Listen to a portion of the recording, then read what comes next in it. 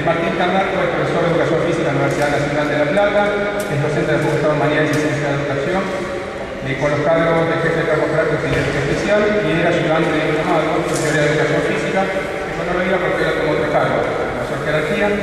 Es docente de la Facultad de Periodismo y Comunicación Social, como ya diplomado en términos corporales, en subjetividad y teoría social del deporte, investigador categoría 5 en el programa de incentivos de investigación, desempeñándose en proyectos de investigación explicado desde el año 2006. Es miembro integrante del área de estudios e investigaciones en educación física del Instituto de Investigaciones en Humanidades y Ciencias Sociales. Tiene varios trabajos publicados. Yo tengo acá algunas cosas que escribí, que estoy sacando, buscando, usando por internet también, para las áreas un poco, donde Martín dice algunas cosas. Yo voy a leer algunas cosas que dijo para contextuar cuál va a ser su ponencia, donde, por ejemplo, Martín dice que de acuerdo a la forma de pensar el cuerpo, genera formas de asumir el deporte y de vivir la juventud, porque si bien el cuerpo es un sustrato biológico, hay otras dimensiones que construyen la noción del cuerpo, como son la cultura y la sociedad en la cual se mueve. El cuerpo es una construcción social, pues depende de la cultura en la que se vive, en los espacios donde se transitan, de las instituciones en las que se participan, con la gente se interactúa y los valores que se van incorporando hacen que sintamos nuestro cuerpo como lo sentimos, pensemos nuestro cuerpo como lo pensamos, usemos nuestro cuerpo como lo usamos. Asimismo, Martín comenta que las maneras de usar el cuerpo en el deporte surgieron en un momento histórico y actualmente parece natural hacer deporte. Además, el deporte es una configuración social propia de la modernidad, el cual nace en Inglaterra moderna tras clases altas. De ahí es que lo opina, que por eso el deporte es disputa de clases, forma de transmitirlo, forma de sancionarlo, difundirlo, las formas del deporte son formaciones culturales, no vienen nuestros genes, dice en este caso Martín. Y finalmente manifiesta que años más tarde, surgiendo el deporte y difundido por el mundo, las personas lo realizaban por distracción, aunque después esa actividad se convierte en deporte profesional, porque ahora algunas personas hacen deporte de forma de trabajo. Y finalmente, hablando de la juventud, opina que la juventud es una categoría que parece universal y natural, pero no es lo mismo un joven de la Universidad de La Plata a un joven del Instituto de Educación Física. Claro, está bien. Son muchas las formas de ser jóvenes, en la cultura donde se vivan, así como también las cuales construyen su vida. Y para financiar se ve que los aspectos tradicionales, la forma de pensar, vivir, apreciar y conceptualizar el deporte, son la reglamentación, el poder de posibilidades, la articulación de lo religioso, la civilización, las técnicas, la división de errores y tareas como deporte. A partir de esta conceptualización, Martín tenía ganas de trabajar y caminar. Yo propongo que lo recibamos con un aplauso.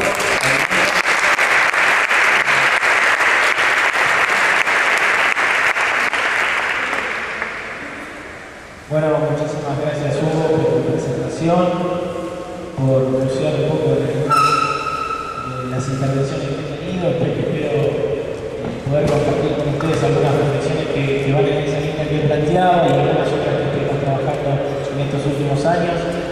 Primero que nada quiero agradecer especialmente a toda la organización de esta jornada, bueno, a Adrián, que tuve el placer de intercambiar con él para poder coordinar todo, a Virginia y a toda la organización que está llevando adelante estas jornadas, que celebro esta iniciativa que obviamente ya va por su tercera edición, pero que me parece sumamente importante y relevante para la formación de cada uno de ustedes como estudiantes, pero también para la construcción de un campo, de una profesión que siempre viene empujando por legitimarse, por lo que acaba de profesor Gómez, por ser reconocida, por construir una identidad y construir un marco teórico. Me parece que si bien las prácticas pedagógicas y de enseñanza tienen un nivel destacado en esta formación de nosotros, el hecho de juntarnos a pensar, a reflexionar, a discutir y a debatir es una instancia muy importante que hay que celebrar. Y en ese sentido,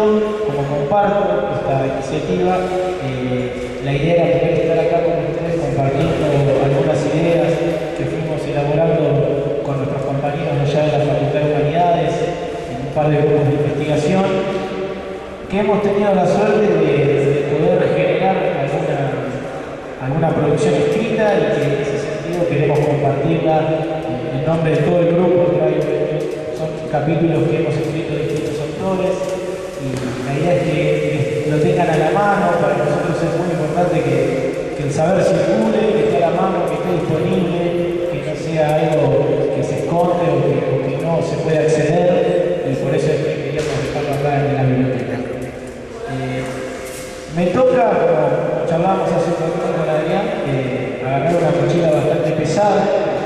Me toca justamente hacer esta tercera conferencia tomando la posta después de que hayan hablado el doctor Kusch y el magíster, profesor y mi maestro personal, mi queridísimo acá Raúl Gómez, con el que compartimos hace muchísimo tiempo debates, discusiones y yo sobre todo aprendizajes de él. Pero bueno, ante esa situación me parece que estoy como el arquero que va a atajar un penal, ¿no? Si más o menos la toco y no se va afuera, quedo como un héroe. Si no, era previsible que iba a ser gol. Así que en ese sentido me estoy generando un poco de tranquilidad para poder hablar yo mismo. Como todavía no cuento con la capacidad de atajar los penales sentado en una silla, es que les pedí acá a la gente de la organización si me permitía poder pararme y hablar, que me sienta un poco más cómodo que estando rígido en una silla. Así que nada, eso. Y ahora hay que seguir, ahora se te quiero ver. Gracias. ¿Me vas a seguir, no? Sí.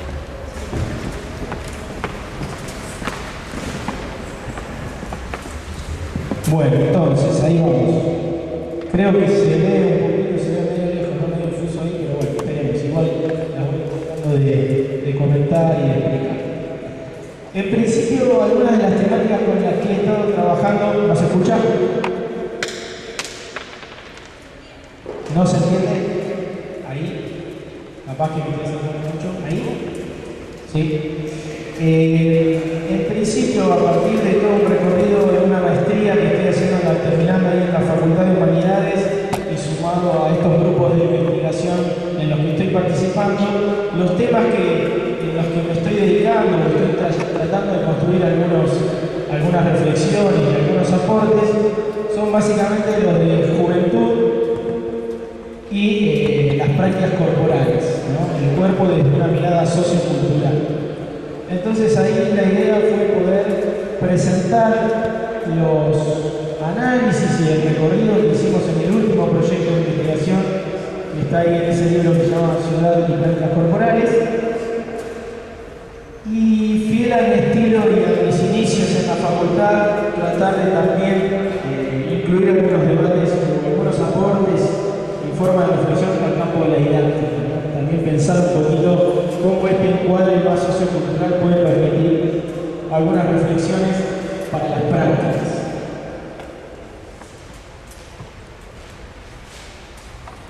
Como bien dice el título con el que los organizadores se han encargado de nominar a estas terceras jornadas, el punto de análisis, el punto de partida o el punto de reflexión, la categoría que está un poco acá atravesando a todas las presentaciones y a todas las ponencias, es la categoría del sujeto, ¿no? La idea es, la propuesta es reflexionar, debatir, discutir, pensar al sujeto de las prácticas. Y en ese sentido me parecía importante pensar que este punto de partida, en donde ponemos en juego la categoría de los sujetos, implica o nos deriva a nosotros, nos invita a pensar, nos exige a pensar sobre la dimensión histórica y la dimensión biográfica. Es decir, que a la hora de pensar en esos sujetos, que son los sujetos de las prácticas, no vamos a pensar en una categoría abstracta, en una categoría universal, en una categoría eterna, sino en los sujetos que se construyen, se constituyen, se configuran en sus prácticas históricas, sociales, políticas, como decía el profesor hoy, atravesadas por una serie de variables que tienen que ver con los contextos en los que estos sujetos nacen, se crían, se educan y participan.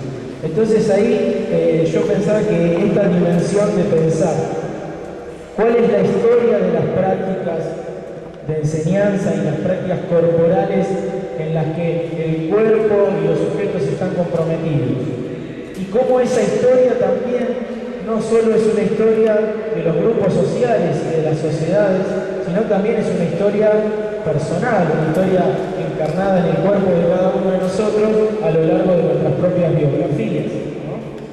Entonces me parecía que ese era un poco el punto de partida.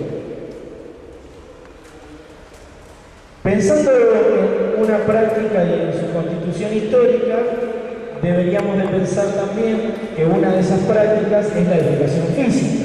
Pensar a la educación física como una práctica es también reconocerle toda su trama histórica y todas las dimensiones a través de las cuales se ha ido configurando, tanto como práctica naciente o como a lo largo de toda la historia, cómo esa configuración se ha ido o sosteniendo o transformando, cómo ha ido generando su ser, su modo de ser, sus lógicas de argumentación, sus discursos, sus formas de legitimación, como hablaba Raúl. Entonces ahí me parece que como parte de este punto de partida es interesante puntear, poner ahí como ciertos ítems que hacen al contexto de surgimiento de la educación física, los elementos en los cuales estas prácticas pedagógicas que refieren al campo de la educación física surgieron o comenzaron a tener un lugar. La educación física como una disciplina escolar, como parte del sistema educativo, se incluye o se vio incluida dentro del proyecto político de la modernidad de los Estados-nación. O sea, es una disciplina que básicamente en su configuración original comienza estando directamente articulada con la cultura escolar, con la escuela. Nace, como dice Walter Brach, es una disciplina de la escuela. Y en ese sentido es que está articulada con este proyecto político de la modernidad y todos los elementos simbólicos y discursivos que ese proyecto sostenía y apuntaba. También es parte, junto con ese proyecto político de la modernidad, de todo un sistema, la dimensión económica que contenía al surgimiento de estas prácticas, es todo lo que tiene que ver con el sistema capitalista, todo lo vinculado a la producción, a la dinámica de las dialécticas de la producción de ese sistema, y que de alguna manera va a llegar y va a impactar en la lógica de las prácticas de la educación física, ¿no? Ya sea impactando en los modos de pensar el cuerpo, en los modos de organizar los tiempos, los espacios, la interacción, los sentidos y los fines que esa educación iba a tener. Todo esto es constitutivo de estas prácticas, hacia la historia. ¿Ahí mejor? Sí. No sé qué toque. Mucho mejor. Mucho mejor. Bueno. También en términos epistémicos, nace en el auge o en un discurso epistémico legitimado en esa época, que era el discurso del dualismo cartesiano, ¿no?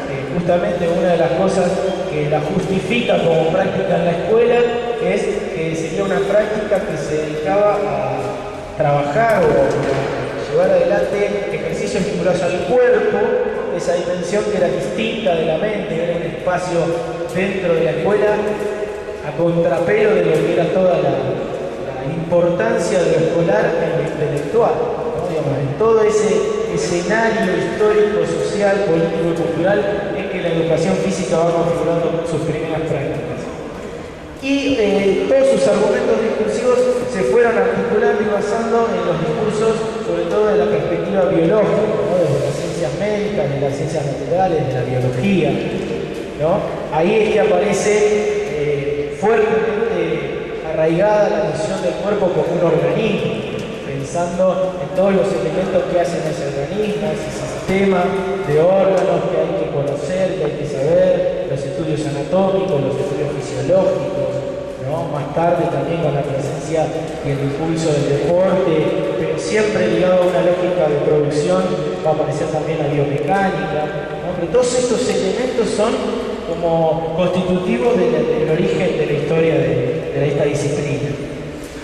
También en esta lógica del sistema capitalista y de pensar al cuerpo para la producción, en las prácticas se sostenía y se llevaba adelante una concepción del cuerpo como una máquina, una concepción del cuerpo que hay que perfeccionar, que tiene que ser eficaz, eficiente, tiene que rendir. Entonces Entonces, todos estos elementos que hacen a un contexto sociohistórico, político-cultural impactan e impactaron en las prácticas de la educación física, ¿no? Una práctica que en la escuela comienza siendo básicamente una práctica compensatoria, una práctica catártica, una práctica que iba a estar en espacios intermedios como para que los chicos puedan descansar y relajarse de todo lo importante que eran las prácticas intelectuales, ¿no? Por eso ahí la concepción dualista de vamos a sacar lo importante, estudiamos, una vez que terminamos de estudiar tienen un ratito de recreo, un ratito de ejercicios físicos, en ese sentido compensatorio. Y como bien lo explicaba Raúl en su ponencia de hoy, también se articuló con este proyecto moderno de generar y de producir sujetos ciudadanos de una nación, de un Estado, ¿no? Y entonces también se constituyó como una práctica normalizadora, como una práctica homogeneizante, como una práctica que intentaba generar cuerpos iguales, sujetos que respondan, ¿sí?, a los derechos, a las reglas de funcionamiento de este sistema moderno y capitalista, ¿no? Todo esto fue el contexto histórico de producción de esta práctica.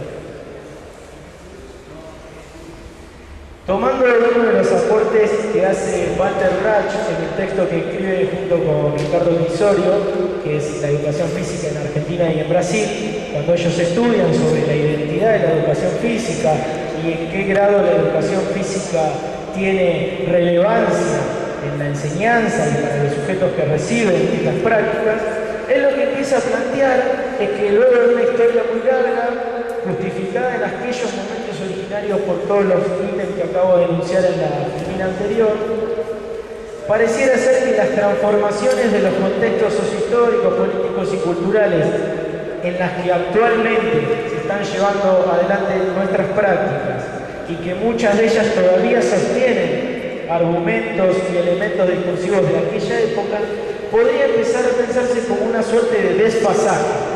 La hipótesis del desfasaje en donde todo lo que la educación física propone, pretende, sostiene y argumenta podría estar como desajustada en términos de los contextos sociales, políticos, culturales de la actualidad. Esa es una hipótesis que ellos plantean y analizan, ¿no? Este universo simbólico de la modernidad, como en parte estaba explicando recién, que tiene conceptos, categorías, finalidades ligadas, por ejemplo, a pensar la importancia y a destacar la importancia de nociones como la eficiencia y la eficacia, ¿no? Conceptos tan fuertemente atravesantes de nuestras prácticas, sobre todo cuando la legitimación de nuestra práctica viene por el lado de la educación física deportivista. Nociones de la eficiencia, la eficacia, la importancia del saber técnico, de enseñar las técnicas, un cuerpo técnico, tecnificado, ¿no? Esto pensando en la importancia de hacer movimientos eficaces, eficientes, productivos.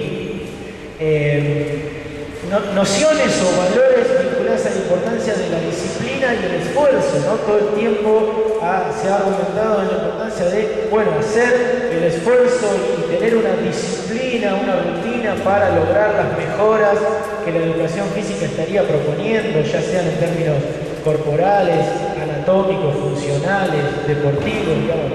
Hay que ser disciplinado, hay que tener esfuerzo, hay que tener constancia, todos estos valores que circulaban por esas prácticas, ¿no?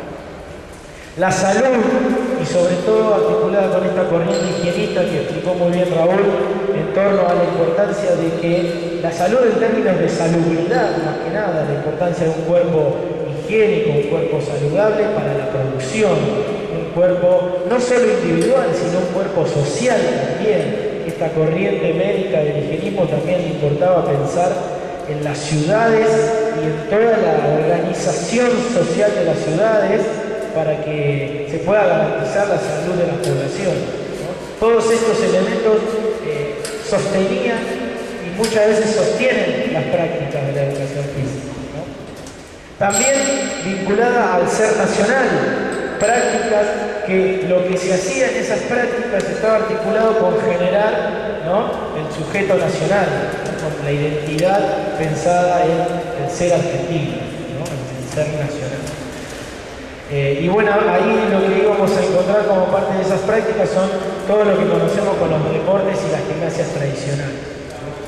Pero en esta idea del desfasaje hay que pensar un poco qué elementos entran en juego en el universo simbólico contemporáneo. En realidad Brach habla de la alta modernidad, la discusión acá excedería mucho esta charla, pero los debates son si realmente es la alta modernidad, la posmodernidad. En realidad me parece que no tiene mucho sentido plantearlo en este momento, pero lo que nos importa más es el contenido, cuáles son los valores, cuáles son los sentidos que atraviesan a las prácticas, no necesariamente de la educación física, sino las prácticas que son parte de nuestra sociedad, de las sociedades actuales, ¿no? Ahí me parece que entran algunos elementos en donde, por ejemplo, si bien la producción sigue estando presente hoy en día, uno de los elementos que motoriza las prácticas y el sentido de la sociedad es el consumo, ¿no?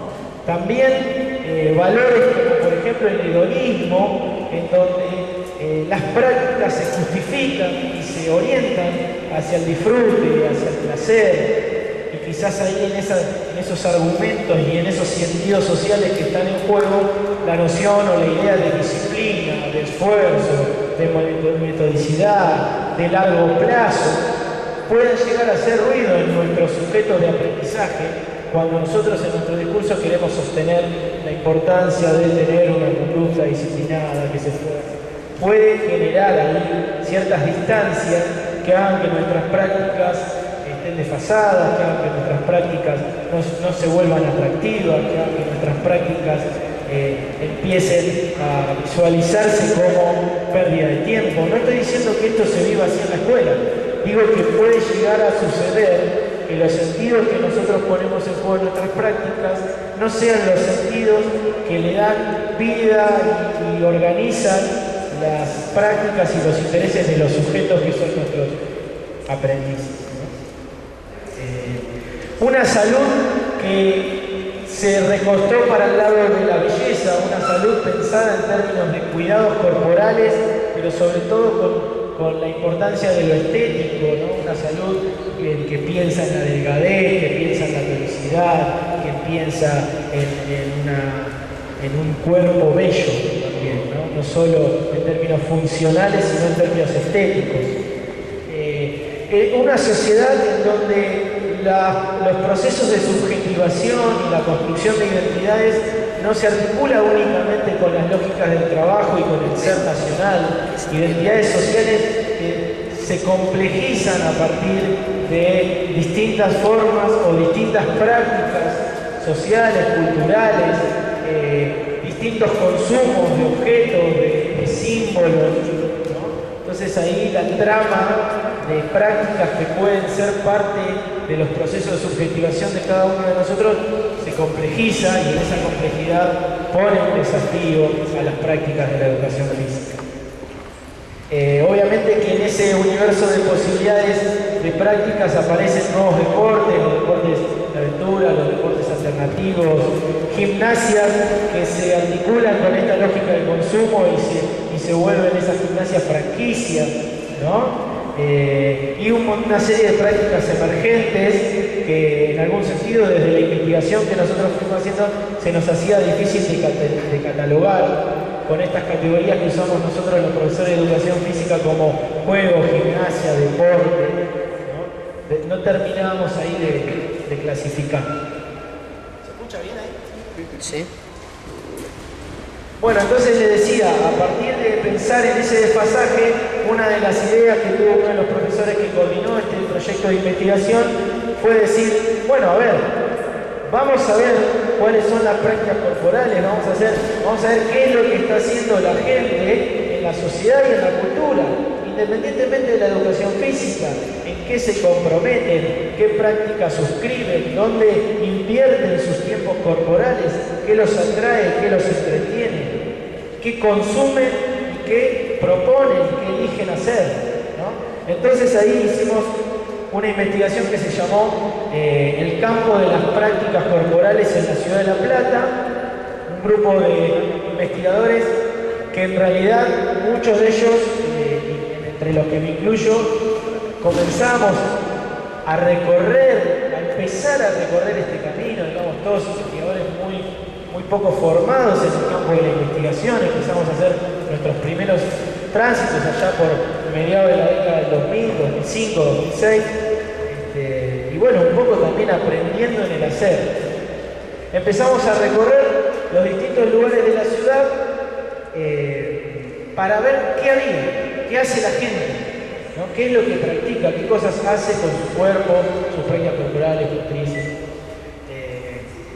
Pensando o considerando a estas dos categorías, el cuerpo y la cultura, con todo su poder instituyente, digamos, dos elementos de nuestras sociedades y de nuestras culturas que tienen poder transformador, que no son herméticos, que no son rígidos, que tienen dinámica, que cambian, los modos de pensar el cuerpo y sentir el cuerpo y disfrutar el cuerpo cambian, mutan, se complejizan, ¿no? Incluso lo mismo las culturas, o el cuerpo en esa trama cultural.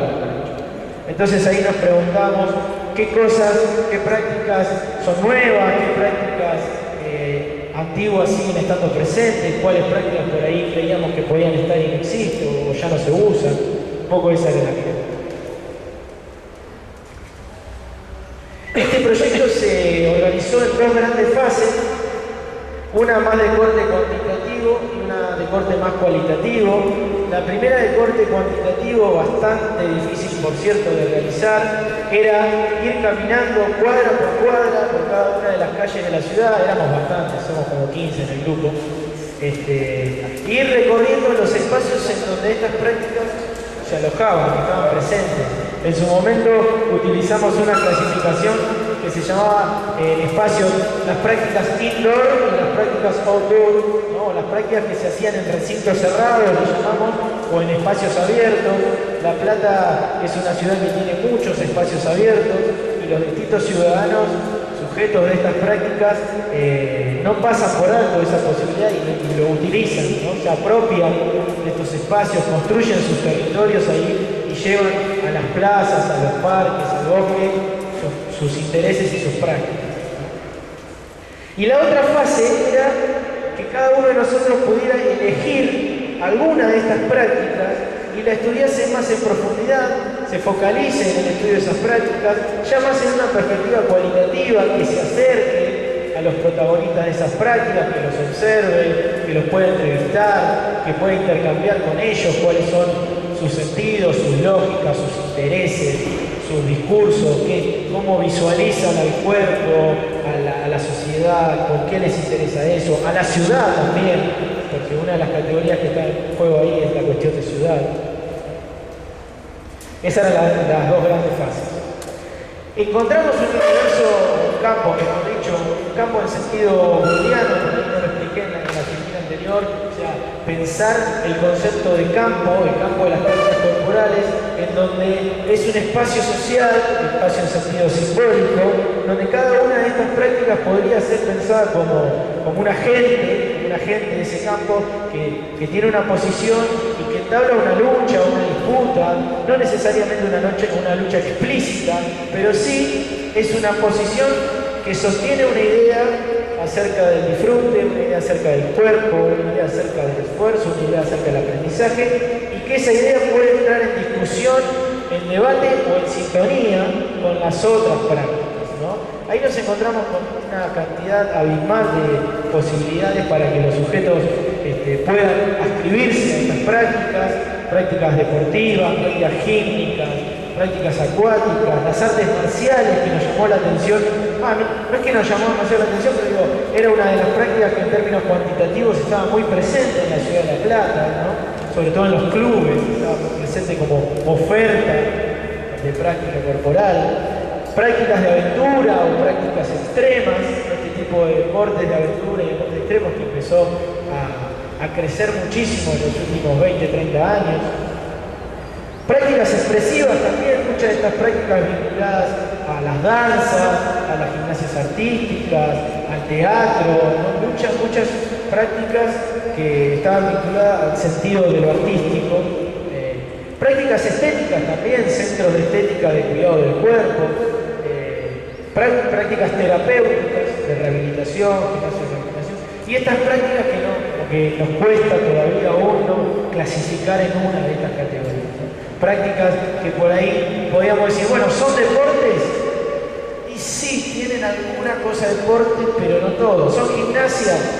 Sí, tienen algunos elementos, pero tampoco pueden sostenerse en esa clasificación porque no abarca todo. ¿Son juegos? ¿No? Sí, pero no terminaban de encasillar. Los casilleros que traíamos de otras épocas tenían un desfasaje con lo que estaba pasando en el devenir de la cultura, ¿no?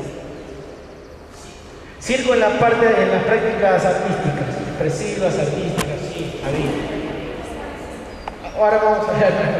En realidad yo voy a tratar de exponer sintéticamente los elementos que terminé recordando en la que me tocó focalizarme en la segunda fase, ¿no? Ahí va. La que yo elegí para dedicarme a investigar y acercarme a los practicantes y conocer sus prácticas, sus formas de entrenar, de pensar el cuerpo y de pensar la ciudad, es el parkour, ¿no? Si bien en la exposición de hoy la idea no es profundizar sobre estas prácticas, detallo algunos puntos como para ubicarlos, y acá lo que quiero hacer es poder pensar en qué medida esta es una práctica emergente o no, y de la reflexión de si es nueva, no es nueva, qué tiene de nuevo, qué podría aportar a las prácticas, pensar en un cruce histórico cuáles son los elementos tradicionales de la cultura corporal, cuáles son los elementos que están emergiendo en esta cultura corporal, cuáles son elementos que pueden ser dominantes o hegemónicos en esta cultura corporal, y de ahí pensar un poco las prácticas, ¿no?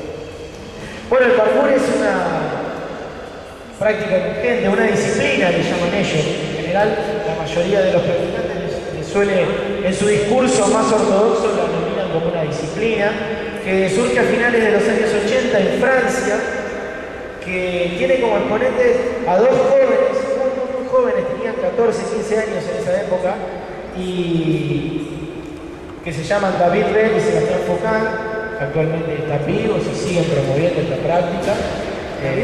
Ahora se separaron y cada uno está un poco en su línea, pero en ese momento eran un grupo de amigos que vivía en un barrio, en una ciudad cercana a París, y que la particularidad que tiene esta práctica, y por eso a mí me empezó a interesar para explicarla acá, es que ellos comienzan a configurar esta práctica a partir de entrenarse, de interesarse y de entrenarse el método de la gimnasia natural de George Hebert. El padre de David Rell era bombero de París, bombero voluntario de París, y en esa época los bomberos voluntarios de París se entrenaban con este método, ¿no?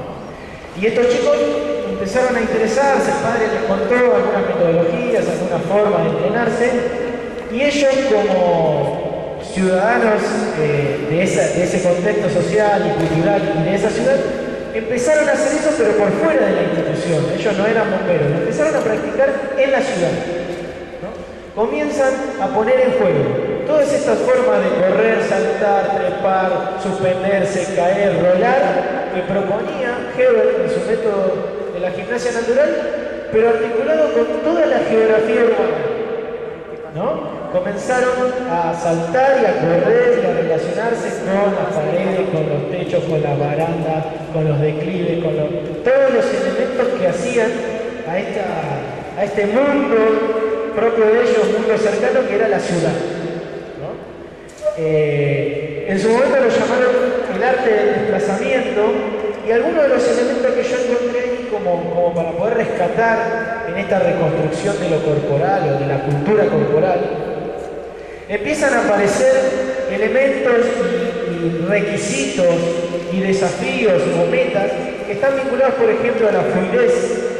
Uno de los elementos que ellos querían construir o alcanzar en sus cuerpos era la fluidez corporal, poder transitar toda esa geografía urbana con sus propias capacidades corporales, pero con fluidez, con eficiencia, ¿sí?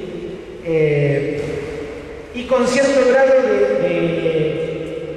elaboración artística también. Ahí después se empiezan, no me quiero profundizar en esto, pero ahí se empiezan a abrir ramas dentro del parkour. Una que va más por todos los modos de usar el cuerpo de forma más artística y hacían de una barata a la otra mortales, saltos, piruetas, y otra que dice, no, la idea es pasar con fluidez, sortear estos obstáculos y poder transitar la ciudad sin detenernos y sin que esta geografía urbana se nos vuelva un obstáculo, ¿no? Entonces, ¿qué empezaron a hacer? En sus prácticas, justamente, a construir cuerpos fluidos, cuerpos fuertes, cuerpos resistentes que tengan dominio de técnicas que le permitan trepar las paredes, saltar los techos, superar las barandas, caer y volar, todas estas cosas, ¿no? La palabra tracer es la palabra con la que ellos se denominan como practicantes. Los que hacen parkour son los traceurs y significa, en francés significa trazador o el que realiza el trazado, ¿no? Esta es una práctica que si la pensáramos en la lógica praxeológica, el objetivo sería el de la traslación, ¿no? Acá lo que está en juego es sortear todo un recorrido partiendo desde un punto y estipulando un punto de llegada sin tener que desviarse porque hay algún tipo de accidente geográfico que me impediría. Si hay una pared hay que treparla, si hay dos techos separados por un precipicio hay que saltarlo y así, ¿no? El trasero, los que hacen los traseros. Y empecé a hablar con ellos, a observarlos, a leer lo que publican en internet, cuál es su discurso oficial, cuál es la filosofía del parkour, y me encuentro con un lema que ellos sostienen que es el de ser y durar, ¿no? Articulado con un lema que tenía el método natural de Hebert, que es ser fuerte para ser útil. Y ellos sostienen esta idea del ser y durar.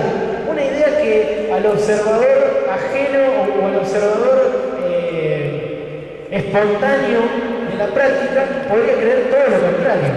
O sea, estos los loquitos se quieren matar. Estos lo que quieren es caerse en precipicio y matarse, ¿no? Lastimarse, están locos, ponen su vida en juego. Entonces me encuentro con este elemento del ser y durar, articulado con un lema que es un cuerpo fuerte para ser útil. Acá la idea del desfasaje ya me empezaba a hacer ruido, porque aparecía la cuestión de la eficiencia, aparecía la cuestión de una cuestión de cuerpo utilitario, un cuerpo basado en la fortaleza y en la resistencia para producir cosas positivas en lo social o en sus vidas, ¿no? Entonces acá ya la hipótesis del desfasaje y el realismo y esto y qué sé yo, me empezaba a hacer ruido. Hay, no sé si se ve muy bien, pero unas pequeñas imágenes, hay miles en internet, pueden encontrar un millón de imágenes de parkour, pero simplemente para que ya se grafiquen una idea de qué cosas hacen. Este chico que está acá, que está haciendo el salto de techo a techo ahí, se llama José Lancirota y fue mi referente empírico dentro de las prácticas. Yo lo conocí en la facultad, fue alumno mío en la facultad. Me enteré que él hacía parkour, le comenté de mi trabajo de investigación, me invitó a sus entrenamientos o prácticas que ellos le llaman, lo fui a observar, lo entrevisté, me sugirió ciertas páginas para leer, bueno, fue como mi ventana al parkour. Y ahí, ya posterior a todo el trabajo de campo, tenía que hacer la difícil tarea de escribir algo, ¿no? En el grupo de investigación, bueno, ahora cada uno escribe algo sobre su práctica, y ahí es donde querés salir corriendo, ¿no? Porque no es fácil escribir, es una tarea difícil, pero bueno, digo, ¿cómo organizo alguna idea respecto a esto, ¿no? Y ahí empecé a encontrar, leyendo por ejemplo a Raymond Williams, en su texto de Marxismo y Literatura, esta idea de las culturas y sus elementos dinámicos, la cultura y los elementos históricamente variados y variables, cosas que pueden permanecer de un pasado, cosas que aparecen nuevas. Digo, ante la pregunta de ¿es una práctica nueva el parkour? Yo me hacía esta pregunta.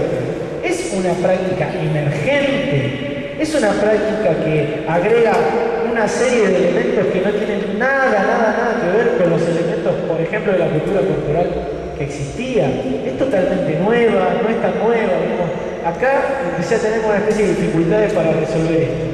Y basado en esta propuesta de Raymond Williams, que él, a la hora de hablar de las culturas y sus procesos históricos, sostiene que las culturas suelen congregar, condensar elementos tradicionales, elementos residuales, elementos que vienen de un pasado, elementos que están posicionados en la actualidad como hegemónicos, por ejemplo, la forma de pensar el cuerpo en la actualidad, la forma legitimada y destacada, y también elementos emergentes, ¿no? Entonces yo empecé a pensar, bueno, ¿qué es lo hegemónico actualmente? ¿Qué podría ser un pasado que todavía de alguna manera persiste? ¿Cuáles son las formas de vivir, pensar y sentir al cuerpo que están como posicionándose como emergentes, nuevas, ¿no? Y ahí fui. ¿Por qué yo creo que el parkour es una práctica emergente? O mejor dicho, ¿cuáles serían los elementos del parkour que se podrían pensar como novedosos y en tanto emergentes, distintos de una tradición y distintos de la hegemonía de la cultura corporal actual? En primer lugar, deberíamos por ahí pensar un poco cuál es la práctica hegemónica o la manera de sentir, pensar y vivir el cuerpo que se vuelve como hegemónica o dominante en la cultura actual. Bueno, en parte de eso creo que podríamos llegar a acordar, o al menos yo opino así, que es el deporte. La lógica deportiva es la lógica imperante en la actualidad, ¿no? Hoy decir, bueno, vas a hacer algo, vas a hacer alguna práctica corporal, algo, enseguida pensás en clave de deporte, ¿no? O por lo menos es la que domina la cultura corporal, ¿no? Los modos que plantea el deporte. Y ahí empecé a poner en contraste qué elementos del parkour están relacionados y reproducen la cultura dominante y qué elementos no. Uno de los aspectos que encontré como destacado es que son prácticas que no están regidas, ni reguladas, ni articuladas por ninguna institución. Digamos, no hay federaciones, clubes, asociaciones. Ahora hay alguna otra, pero en realidad es más una iniciativa de industrias culturales que quieren deportivizar el parkour, pero en realidad los propios actores no se rigen por ninguna asociación y no tienen la intención de, ¿no? Hoy cuando Hugo leía mi presentación y algunos pasajes de una ponencia que tuve en otro lugar, decía que el deporte nace en la Inglaterra moderna, bueno, todas estas cosas. Dice, bueno, la intención de los jóvenes que codificaban las prácticas corporales de aquella época en formato de deporte era fundar clubes, fundar federaciones. La lógica era generar toda una jerarquía y un entramado institucional. Esto el parkour no lo tiene. No lo tiene. Que no lo tenga implica, por ejemplo, entre otras cosas, que se regula con la forma con la lógica o con los aspectos de los propios actores. No hay un elemento externo o un elemento superior a la práctica que dispone cuándo se dan las competencias, dispone cuáles son los reglamentos, dispone qué está permitido, qué está prohibido, quién tiene que dirigir esas prácticas, ¿no? Está regulado hacia el interior de los propios sujetos sociales, ¿no? Después, otro elemento emergente de esta práctica y de otras también que encontramos en la ciudad, que la comparte con otras, es la apropiación de espacios de la ciudad que no estaban pensados específicamente para eso. La lógica deportiva, por ejemplo, dispone de canchas, estadios, clubes, lugares específicamente asignados para la práctica de deportes. Esta es la cancha de fútbol, ¿no? En el caso de ellos no. Podía ser un parque, podía ser un edificio, de hecho lo hacen en la misma facultad, en las estructuras, en los edificios de la facultad, por ejemplo de odontología, allá en La Plata, de ciencias exactas, ¿no? Son espacios como en que los sujetos se lo apropian y en esa apropiación hay toda una trama y todo un proceso de subjetivación también. Que no es fácil, no es tan, mira qué linda esa pared, voy y suficiente, digamos. Esto le genera toda una situación en sus propias prácticas, ¿no? Conflictos, debates, discusiones, movilizaciones. Incluso hoy en La Plata hay dos grupos, unos que hacen roller y otros que hacen longboard, que fueron a la municipalidad, hicieron todo un proyecto, presentaron, y los fines de semana ahora les cierran la calle para que no circulen los autos, y es como su espacio de práctica, ¿no? Esto también es parte de las prácticas actuales.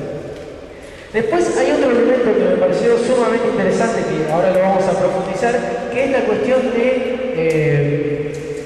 cómo circula el saber en el parkour y en estas prácticas emergentes, cómo se anotician estas cosas, cómo se conoce, cómo se difunde, ¿no? Y acá todo lo que aportan las nuevas tecnologías, los soportes digitales, abren todo un universo totalmente diferente a la hora de pensar las prácticas y pensar los discursos sobre esas prácticas, ¿no? Más adelante voy a trabajar un poquito más en profundidad esa categoría. Y ligada directamente a esta nueva posibilidad que dan las nuevas tecnologías, aparece también toda una cuestión que me permitió a mí reflexionar sobre los procesos de enseñanza y aprendizaje. ¿Cómo aprenden los chicos parkour? ¿Cómo se enseña? ¿Quién lo enseña? Si no hay una institución, ¿quién lo enseña? Hay docentes de parkour, ahí está el instructor de parkour, y los chicos tienen que ir a tomar la clase. ¿Cómo es? ¿Cómo circulan los saberes? ¿Cómo se aprende y cómo se enseña? Esto para pensar nuestras prácticas también. Bueno, ¿cuáles podrían ser elementos residuales del parkour? Es decir, elementos que fueron elaborados, configurados en el pasado, pero que de alguna manera persisten y tienen algún grado de funcionalidad en esta cultura corporal contemporánea. Y ahí, bueno, me encontraba con esta idea, ¿no? De un cuerpo útil, un cuerpo pensado en clave de utilidad, un cuerpo disciplinado. Ellos todo el tiempo están enunciando la importancia. Ellos de una manera van a saltar de un techo a otro que no han hecho todo un trabajo metódico de asegurarse que lo van a poder hacer. Tienen todo un entrenamiento disciplinado, un entrenamiento metódico, al menos, el grupo que a mí me tocó investigar. Esto es importante también decirlo, ¿no? Yo investigué un grupo de la ciudad de La Plata de parkour. Después el tiempo puedo contar una anécdota con México, pero bueno, eso es otra cosa. Ellos todo el tiempo están argumentando como valores la cuestión del altruismo, la cuestión de ser fuerte para ser útil, la cuestión de ¿qué es lo primero que me podría decir un ciudadano que los ve entrenar, que no sabe nada de parkour y que prejuiciosamente me hace una descripción? Estos son chorros. Estos están entrenando para salir a robar, porque saltan, trepan, se suben al techo. Ese es el primer prejuicio, uno de los primeros prejuicios que circula. Estos son chorros y son locos. Ellos todo el tiempo están argumentando el discurso, ¿no? del altruismo, de ser fuerte, ser útil, de colaborar. De hecho, José todo el tiempo dijo, yo estoy dispuesto a lo que vos necesites, yo me pongo disponible para que a vos te sirva, para la investigación, para todo el tiempo una predisposición a colaborar, ¿no? Y está en su discurso, ustedes lo pueden leer en la filosofía del parkour. Esta idea de la relación entre cuerpo fuerte y espíritu fuerte, ¿no? Esto proviene, ¿no?, de aquella época donde algunas gimnasias, y sobre todo este discurso que hoy hablaba Raúl de moralizar a los ciudadanos a partir de todo un disciplinamiento del cuerpo, ¿no? La rectitud corporal hablaría de rectitud moral y espiritual. Esto está ahí, está en su discurso, de alguna manera lo enuncia. Después no sé si lo sostienen siempre, ¿no?, pero lo enuncia. Y una cosa que también me llamó mucho la atención es el aprendizaje por imitación y repetición. Una de las cosas que me decía José es decir, esto no te sale, lo haces una vez, 10, 20, 500 veces, hacelo 500 veces, te van a doler las piernas, hacelo 500 veces que te va a salir, ¿no? Todas estas lógicas de pensar el aprendizaje motor, que para nosotros ya a esta altura, digamos, están ampliamente superados, pero esto aparecía ahí en su discurso y en su tema. ¿En serio? Sí. 10. Bueno, 10. Bueno, y acá para pensar algunos elementos de las prácticas dominantes y el parkour. El único que encontraba como que podían compartir, o el más fuerte que encontraba que podían compartir, es la importancia que le dan a la tecnificación del cuerpo. Ellos invierten mucho tiempo en la técnica. ¿Cómo es la técnica de saltar y caer? ¿Cómo es la técnica del pasaje de mano para superar una baranda? ¿Cómo son los roles? Sus entrenamientos tienen mucho que ver con eso, ¿no? Pero de ninguna manera tienen un reglamento, no son prácticas codificadas, no tienen una organización institucional. Esto es interesante, la lógica no es competitiva. Ellos cuando se juntan, hay un encuentro de placeres, que se llama RT, ¿no? Reunión de placeres. En esa reunión no hay un ganador, no es saber que, bueno, yo compito con vos, te gané, ahora la semifinal con él. Esta lógica no aparece, ¿no? Empieza a aparecer en esto que yo le decía en una versión más ligada a las industrias culturales, la MTV ahí asociándose con una federación nueva de parkour y tratando de poner una lógica de eso, pero no tiene nada que ver con lo que ellos dicen, hablan y hacen, ¿no? Y tampoco la espectacularización, ¿no? No hay eventos que muestren el campeonato de parkour. Voy más rápido, sí. De última, después las preguntas podemos intercambiar algo. Y acá uno de los elementos que quería poner en juego hoy, ¿no? Recuperando esta idea de los soportes digitales y las nuevas tecnologías lo que ofrecen, empezamos a pensar a los sujetos juveniles, en realidad a los sujetos sociales en la actualidad, ya no solo como consumidores de prácticas, no van a recibir lo que se les ofrece y a consumir esos valores, sino que también van a producir esos valores. Una de las cosas que yo me encontraba en YouTube, en los blogs, en las páginas que ellos arman, es sus propios discursos, sus propias experiencias. Armaban videos filmándose mientras entrenaban, armaban tutoriales para que otros, en otros lados, aprendan, ¿no? Hay toda una trama de la enseñanza y el aprendizaje que se nos escapa de nuestras lógicas más pedagógicas. De uno que enseña porque tiene un saber legitimado por una institución que lo tituló y le dijo, vos sabés, entonces va a enseñar, ¿no? Es una lógica totalmente diferente ahí. Y ahí me permití recuperar el concepto de prosumidor, ¿no? Estos jóvenes, ya no solo como consumidores de mensajes, consumidores de valores, consumidores de prácticas, sino también productores de mensajes, de sentidos, de prácticas, de valores. Estas nuevas tecnologías lo que hacen es potenciar y transformar los modos de circulación del saber.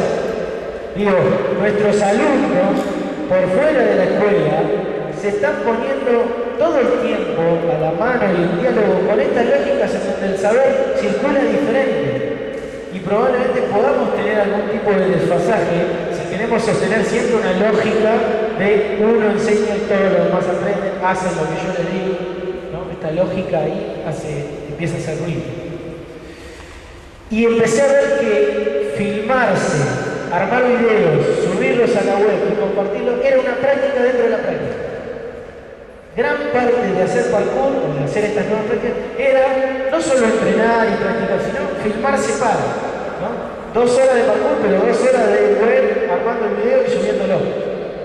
Esto era también, me pareció que la web empezaba a ser también una dimensión del campo, un lugar en donde la lucha también se disputaba, ¿no? Un lugar en donde el sentido de lo que es el parkour se ponía en juego, ¿no? Eso me pareció. Bueno, con sus registros audiovisuales, hacían comentarios, sugerencias, tutoriales, reconfiguran las lógicas y los mecanismos de enseñanza-aprendizaje, y lo más interesante es que no se limitaba a la web. Cuando yo los iba a observar, José, que era el pionero del parkour, y José, que era el destacado y el que hacía todo perfecto, no se posicionaba como el profesor de los demás. En todo caso los invitaba, te sugiero algo si querés, pero acá como que el saber circulaba. Capaz que había un chico que había logrado sacar una técnica de una manera y decía, ¿sabes qué, José? Mira, yo aprendí así, me salió esto. Por momentos hay uno que se ubica más en el rol de enseñante, ni siquiera podría decir de profesor, de enseñante, y después se ubica más en el rol de aprendiz. Es una dinámica totalmente diferente, ¿no? En la misma práctica, no solo en la web, ¿no? Fíjate que hay un video que subió un chico de España que te explica cómo podés aprender, y ahí te pones de aprendiz, y después yo subí un video donde explico y me pongo como enseñante. Bueno, ahí un poquito tratando de pisar suelo didáctico a medias, porque muy rápido, sintético, no tenía que ver con el eje, pero me tomé ahí un atrevimiento para pensar un poco. Sintéticamente, las prácticas pedagógicas en general están pensadas, como decía Raúl hoy, para la enseñanza de contenidos, ¿sí? Pero de contenidos, básicamente, en esta dimensión, ¿cómo le llamaste, Raúl, a lo primario, secundario y tercero? No, ¿cómo se llama? La primeridad, ¿no? Esta idea pensando más en la primeridad, pensar en el contenido, en los conceptos y el saber hacer, basado en eso, ¿no? Pero no tanto en poder ofrecer espacios de aprender y de debatir y de discutir procesos de construcción, procesos de circulación de esos saberes, las lógicas de poder que hay en juego en esos poderes y la lógica de aprendizaje de esos saberes también. ¿Por qué, profe, lo tenemos que aprender así? Sería una pregunta válida, ¿no? Pero no hay espacio en eso. Y sobre todo, valorando de manera excesiva la apropiación de saberes y no la crítica y la reflexión para pensar también en la transformación de saberes, ¿no? Pensarse no solo como incorporar, sino también como sujetos de transformación cultural. La idea es que nuestras prácticas pedagógicas estaría bueno que puedan estar interesadas o focalizadas en la enseñanza de estos contenidos, en esta primeridad, ¿no? Pero también que contemplen la segundidad y la terceridad, que piensen al contenido como un problema de reflexión y comprensión, ya no solo como un saber a incorporar, sino como un elemento a partir del cual se establecen reflexiones, debates, discusiones, para que los sujetos puedan construir reflexiones y tomar conciencia no solo de ese saber, sino de la trama compleja de sentidos, significados, intereses, disputas, tensiones que son parte de esa realidad, ¿no? Acá el debate no es, bueno, entonces hay que incluir parkour en la escuela. No sé, depende. Lo que hay que ponerlo en tensión y en debate, porque sí, porque no, qué podría ofrecer el parkour, qué hay detrás del parkour, qué elementos están entrando en tensión, y así con todas las prácticas. No hicimos un estudio para decir, bueno, ahora hay que sacar estas prácticas y poner esta, porque ahora con esto no hay más desfasaje. La idea es pensar las prácticas para cambiar las prácticas pedagógicas. Bueno, entonces acá la propuesta sería poder enseñar y aprender los contenidos, pero conociendo su proceso histórico, las finalidades, los modos de circulación, las relaciones de poder, los modos de aprendizaje, ¿no? Con la posibilidad de apropiarse, pero de transformarlo, abriendo ese espacio. En las sociedades actuales el déficit no está en la información. El profesor no cumple la función de decir, te traigo a la mano la información. La información nos desborda por todos lados. Ahora, los elementos que hay que poner en juego acá son ¿qué hacemos con esa información? ¿Cómo la procesamos? ¿Cómo la consideramos? ¿Cómo la evaluamos? ¿Cómo la discutimos? ¿Cómo la aprendemos? ¿Por qué la aprendemos así? ¿Para qué? ¿No? Ahí la idea, bueno, los documentos curriculares se piensa el sujeto de aprendizaje como un sujeto de derecho, plantean el concepto de ciudadanía como un concepto fundamental, y esta ciudadanía se tiene que pensar no como una categoría teórica abstracta, sino como una práctica que se aprende en el ejercicio y en las relaciones de poder, en el intercambio, en la interacción con otros. Respeto, me hago respetar, hago valer mis derechos y valoro los derechos del otro, ¿no? Entonces ahí la idea es poder propiciar en nuestras prácticas pedagógicas abrir el espacio a que estos sujetos de aprendizaje tengan lugar a la comunicación, a la participación, a la cooperación, a los debates, a los acuerdos. Pensar el aprendizaje ya no tanto en términos de un aprendizaje significativo en términos académicos o disciplinares, sino un aprendizaje relevante en términos sociohistóricos y en términos biográficos, ¿no? Un poco esto es lo que decía Raúl hoy, poder pensar la dimensión política también de la enseñanza, ¿no? Política no en el sentido de decir qué partido va a ganar, sino qué hay de acá de social, de justo, de injusto, de transformable, de intransformable.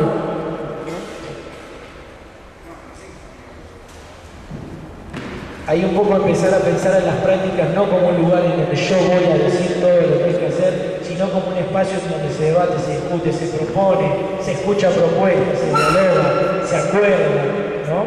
Como decía Di Carlos Carvalho en su libro Proponer y Negociar, ¿no? Recuperando toda la trama histórica también la biografía de los sujetos que están participando. Digo, el parkour no es que hay que incluirlo en todas las escuelas. Habrá que ver qué sentido tendría incluirlo en una escuela, en otra, si en este grupo hay alguien que parte de su biografía está ligada al parkour y lo quiere compartir y quiere ofrecer. Digamos, acá es más complejo, ¿no? A ver si llego al cierre, porque ese sería el cierre. La idea es pensar en una educación física que sepa recuperar las historias de las prácticas y la biografía de los sujetos de manera crítica y reflexiva, con una actitud formativa, pero también transformadora. Muchas gracias.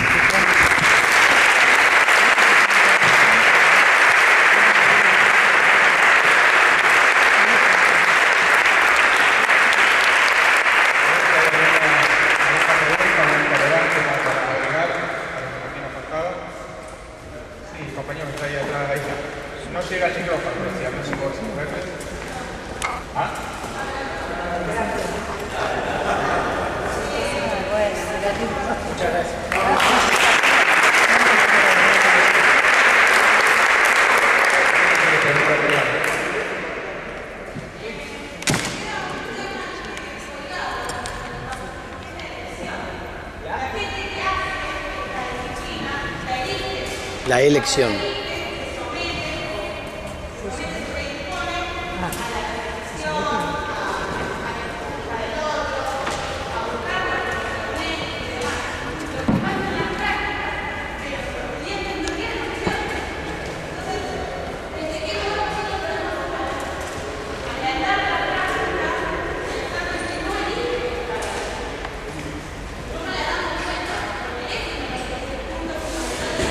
¿Es una pregunta o es una respuesta? ¿Puedo volver a poner un poquito acá?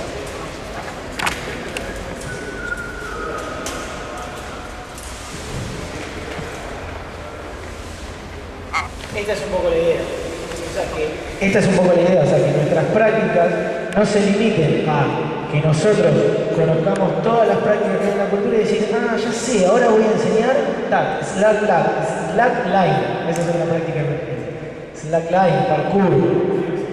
No es agarrar y poner, sino que nuestras prácticas sean un espacio en el que propongamos, pero también escuchemos. Entonces, esa obligación se matiza. Está bien, tendrán la obligación de aprobar educación física, pero no están obligados a hacer vóley. Si ellos discuten sobre si vos... Bueno, hay que sacarse las estructuras. ¿Por qué vóley en la escuela? ¿Cuáles son las lógicas que están sosteniendo que eso es más importante que otras prácticas? Las lógicas dominantes. No las estoy negando y está muy bien que el vóley esté en la escuela. Pero yo digo, ¿por qué únicamente o por qué obligatorio? Habrá que ver cuál es la lógica institucional, cuál es la lógica curricular, cuál es la lógica del grupo y cuál es la lógica de la sociedad para que el vóley sea obligatorio.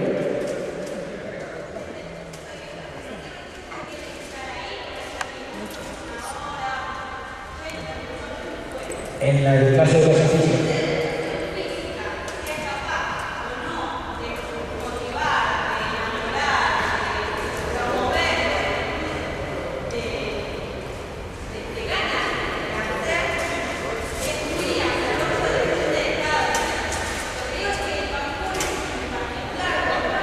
¿Puedo agregar un paréntesis a eso que decís?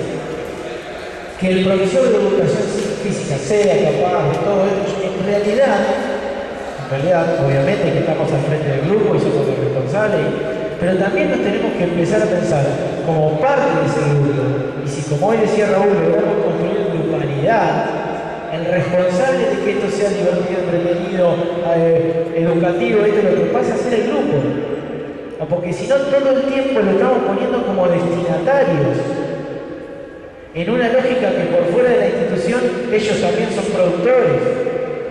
Entonces, no es que toda la responsabilidad de lo que... Si nosotros logramos hacerle reflexionar a ellos que lo divertido de la clase no depende solo de mí, sino que depende de todos nosotros, y de la medida que nos escuchemos, en la medida que propongamos, en la medida que probemos, profe, no me gusta el parkour. Bueno, lo propuso un compañero, tiene estas ventajas, tiene estos elementos, vamos a practicarlo. Bueno, si esto no aparece como construcción grupal, si no hay grupalidad, siempre vas a hacer otra cosa y siempre va a quedar uno que te trae, te sirve la mesa y otro que dice, a mí no me gusta esa comida, a mí me gusta pero quiero comer sal, yo quiero comer otra cosa.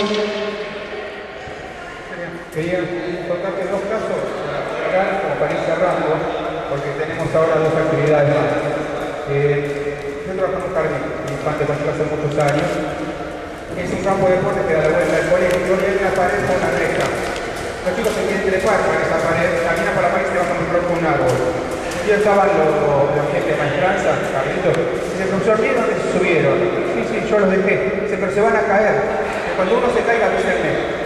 Porque los chicos no se caen, pero hay que dejarlos experimentar desde ahí. El treparse esa pared es muy divertido para ellos, pero no estaba en el diseño en clase. Nadie planificó que los chicos se trepen en una pared caminando con una reja. Lo otro que dijiste para mí muy interesante, yo doy clases de natación con chicos en la pileta, coordinando lo que es el diseño curricular para chicos de cuarto grado. Hay dos nenes que hacen parkour, tienen 9 años o 10 años. Cuando pongo los aros en la parte profunda y no saben nadar, se tiran de una manera al agua, donde ellos quieren mostrarle a los demás. No importa cómo, no saben nada, pero se tiran de cabeza en la parte profunda, porque ellos traen el modelo que hacen antes cuando estaban jugando a la casa. Por eso digo, se puede. Es cuestión de probar. Y la institución te deja. A veces te decimos, no, profesor. Pero bueno.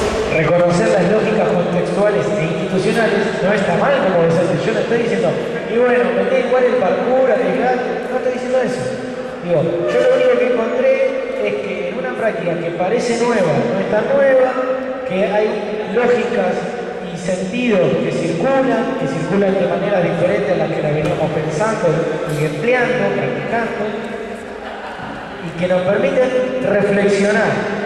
Hasta ahí por ahora. Hay,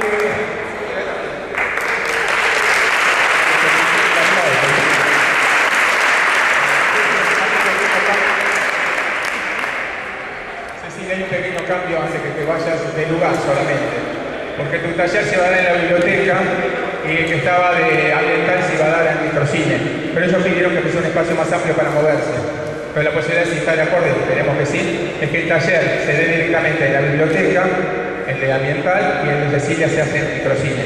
Recuerden también que hay una próxima conferencia que nos encontramos acá a las 19:30 para la formación del profesor de Educación Física, Diagnóstico a Sujetos, de la profesora Sandra Katz. Así que muchas gracias Martín. Ahora sí,